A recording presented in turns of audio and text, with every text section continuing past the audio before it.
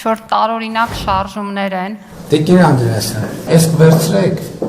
տեսեք տեխնիկական բնութագրով ինչ գնանոց է տված ու սա ինչ արժի մեր շուկայում։ Դպրոց չենք փակում, կառուցում ենք, թեկուզ ցնցուղը մի քիչ մատչելի, կախիչը ոչ այնքան ամուր, կարևորը վստահ։ Մենք դպրոց կառուցել չգիտենք։ Այնինչ արել է ու անում է այս կառավարությունը կրթության ոլորտում, երբեք չի արվել։ 229 դպրոց փակելու մասնագետների ահազանգերին, փաստերին կրթության նախարարը մեկ պատասխան ունի։ Չեն փակում, ասում է, ավելի զարգացած, ավելի մեծ կրթօջախներ են կառուցում, որ մեկ տեղում հավաքեն փոքր բնակավայրերի աշակերտներին։ Մի բանը, որ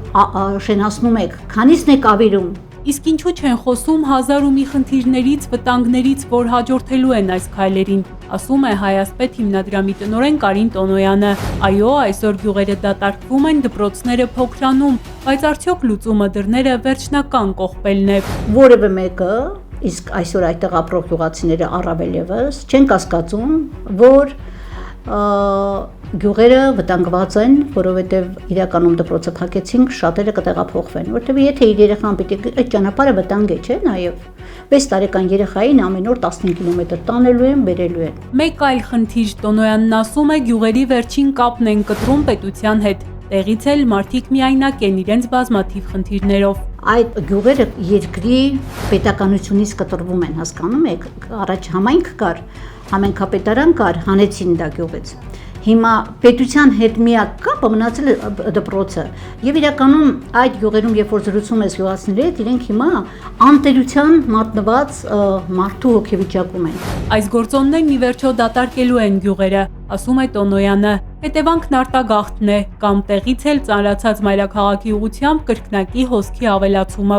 Իսկ գուցե դրա փոխարեն ընդհակառակը մենք մտածեինք տարբերակներ, որ այդ գյուղերը վերակենդանացնեինք եւ այնտեղ երեխաների աճը խթանեինք եւ դպրոցներում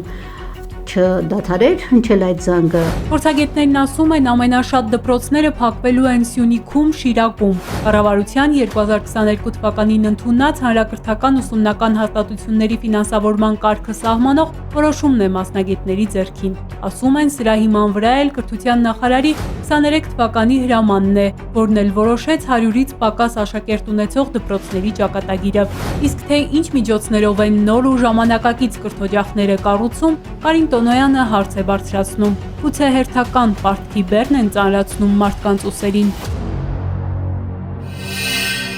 Բաժանորդագրվեք Արմատ մեդիայի ալիքներին YouTube-ում, Facebook-ում, Instagram-ում և Telegram-ում։